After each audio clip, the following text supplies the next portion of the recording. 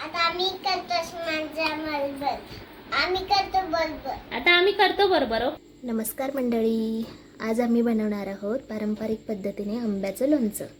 चला तर मग तुम्हाला दाखवते आमच्याकडे कशा पद्धतीने बनवतात. तर हे बघा, ह्या आम्ही गावरान आंबा घेतला आहे. आंबट गोड आंबा चालत नाही, कारण चालतो पण गोड आंब्याचं लोणचं लवकर खराब होतं, त्यामुळे आम्ही नेहमी हाच आंबा यूज करतो. आणि हे बघा, आता हे आंबे मी स्वच्छ धुवून घेतलेत आणि आता हे मी ओव्हरनाईट म्हणजे पूर्ण रात्रभर असे पाण्यामध्ये सोक करून ठेवणार आहे. आणि आता हे उद्या सकाळी पाण्यातून काढायचे, स्वच्छ पुसायचे आणि नंतर मग लोणचं बनवण्याची प्रोसेस चालू करायची. तर भेटूया उद्या सकाळी, तोपर्यंत बाय बाय. हॅलो, थांबा झाले की डायरेक्ट सांगा. आपण 50 ग्रॅम हळद घेतली.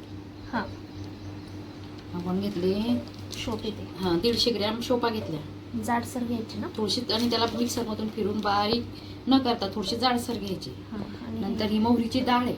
तिला बारीक नाही केलं. ही मोहरीची डाळ आपण 5 किलोला पावशेर घेतली. 5 किलो कैरी, तिला पावशेर मोहरीची डाळ. आणि ह्या मेथ्या आहे, या मेथ्यांना थोडंसं जाडसर बारीक करून घेतलं. 50 ग्रॅम मेथ्या घेऊन आपण त्यांना थोडंसं जाडसर अख्ख्या मेथ्या असं ठेवायचं.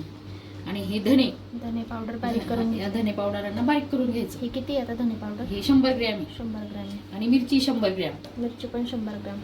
आणि 50 ग्रॅम लवंग, मिरे आणि मोठी विलायची असे आपण 50 ग्रॅम घेतले. आणि आता टाकायचं आपण लसूण आणि आता मीठ किती घ्यायचंय? मीठ आपण 1 किलोचं पॅकेट, त्यात 3 पाव मीठ घ्यायचं. 3 भाग. 1 किलोच्या पॉकेटचे 3 भाग करायचे का? आता 3 पाव, 1 किलोचं पाकिट आहे ना, हां. त्याला आपण 3 पाव मीठ घ्यायचं. हे पाकिट आहे 1 किलोचं. मी तिच्यात आता तसं किती उरलंय? पावभर उरून ठेवते. एवढं लागणार पूर्ण आपल्याला. हां. आणि लसूण किती घेतलाय? लसूण घेतला आपण 100 ग्रॅम. असा थोडासा जाडसर बारीक करून घेतलाय. त्याला आपण थोडंसं एकदम बारीक नाही करायचा, थोडा जाड बारीक असं मिक्सरमध्ये एक गरका फिरून घ्यायचा किंवा बारीक असं खलबत्तामध्ये कुटून घ्यायचं. आता काय करायचं पुढे? पण आता त्याला फोडणीसाठी घेऊ.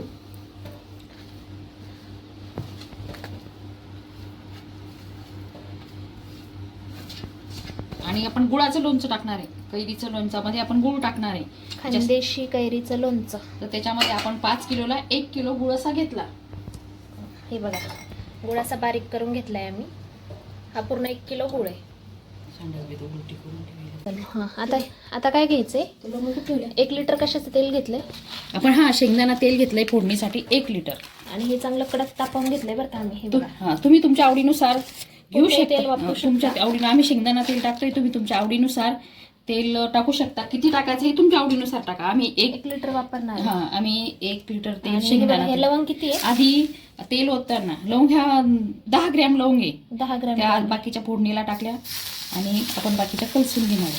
आता हे बघा, आधी कलसायच्या वेळेस तेल कडक तापलेलं आहे, आपण आधी लसूण कलसायचं आहे, कारण बाकीचे पदार्थ कडक तेल असल्यामुळे लवकर परतून होतात, जळतात. आणि मग जळल्यानंतर ते जळकट वास लागतो. त्याच्यामुळे आधी ज्या वस्तू जळत नाही त्यांची आधी कडक तेलाने फोडणी देऊन घ्यायची. आणि चांगलं लोणचं जर कलसलं तर वर्षभर 2 वर्ष टिकतं. आणि असं कच्चं लोणचं ठेवलं तर मग ते लवकर खराब होतं आणि पण लागतं, वास पण मारायला लागतो.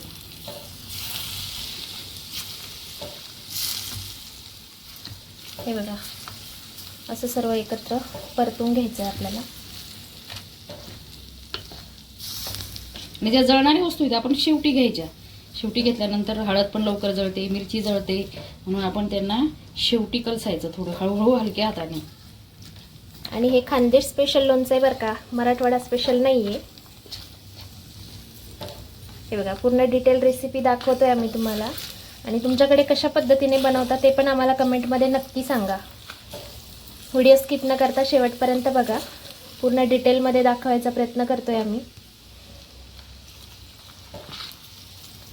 हे बघा, पूर्ण आपण मोहरीची डाळ, धण्याची पावडर, शोपा वगैरे सगळं आपण चांगल्या प्रकारे, थंड तेल नाही टाकायचं, कडक तेल टाकायचं. कडक तापलेलं तेल आहे. हे बघा, त्यातून पूर्ण वाफा निघत आहे.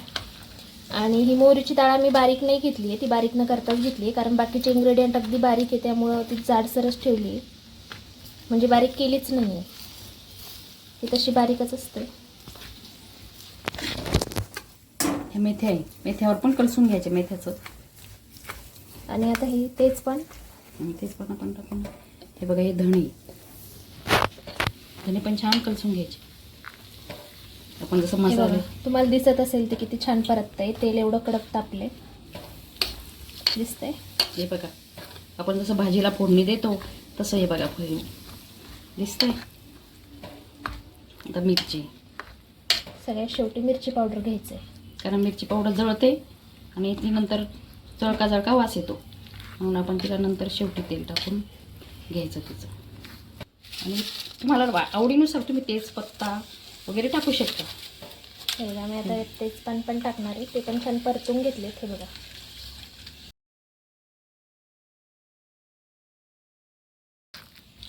आता गूळ टाकू, गूळ काढून घेऊ. गूळ पण कडक तेलातच टाकायचा, आपण थंड तेल झाल्यानंतर नाही टाकायचं, गरम गरम असतानाच गूळ पण टाकायचा.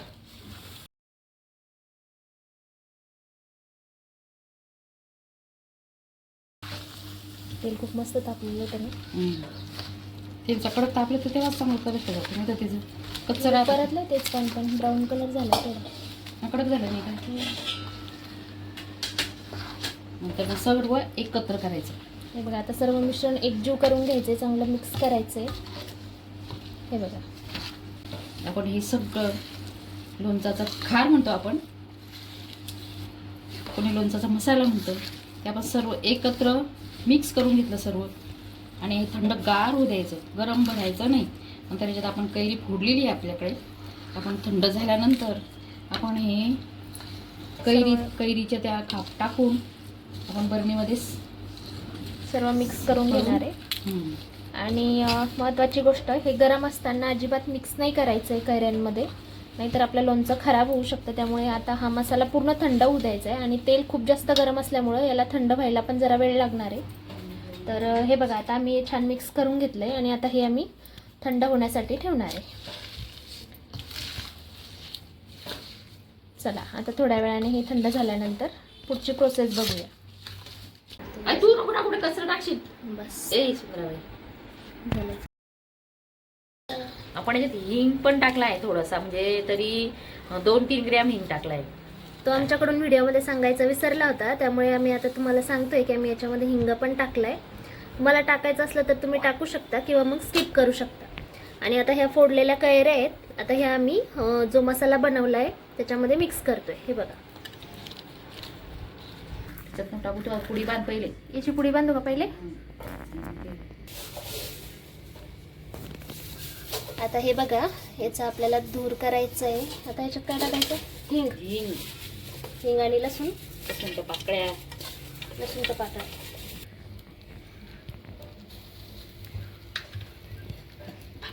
हे बघा, काय म्हणता याला, धुनी म्हणता का, ती बरणी तापत भरणी. हे बघा, याने आपलं लोणचं जास्त दिवस टिकतं, खराब होत नाही, असंच ना. ही असते हिंग, तेजपान आणि लसूण. त्याच्यामुळे आपली जी बरणी असते जंतुनाशक, ती निर्जंतुक होते. त्याच्यामुळे आपण धुनी म्हणतो, तशी या बरणीला धुनी द्यायची. बसली भरपूर आता.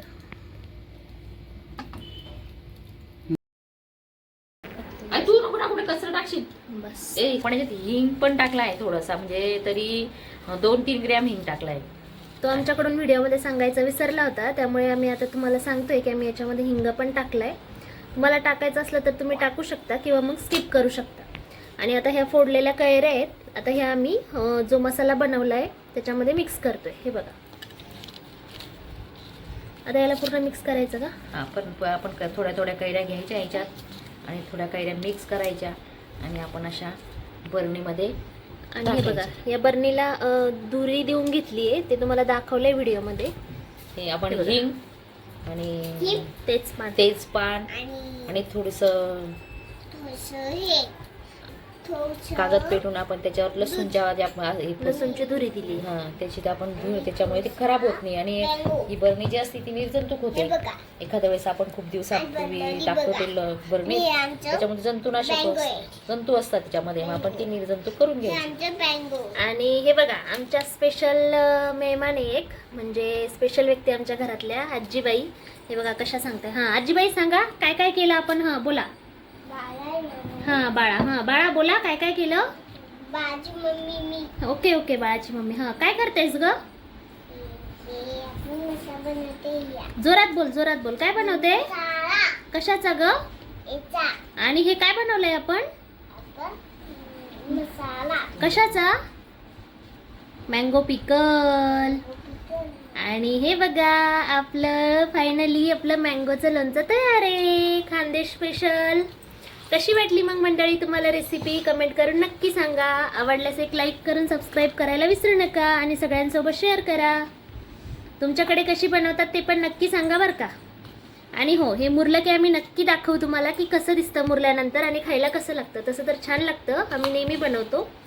चला भेटूया पुढच्या व्लॉगमध्ये. तोपर्यंत bye bye. Vaishu bye bye कर. आता आम्ही करतो माझ्या बरोबर. आम्ही करतो बरोबर. आता आम्ही करतो बरोबर. ओके बाय बाय मंडळी. तू उठूच नका.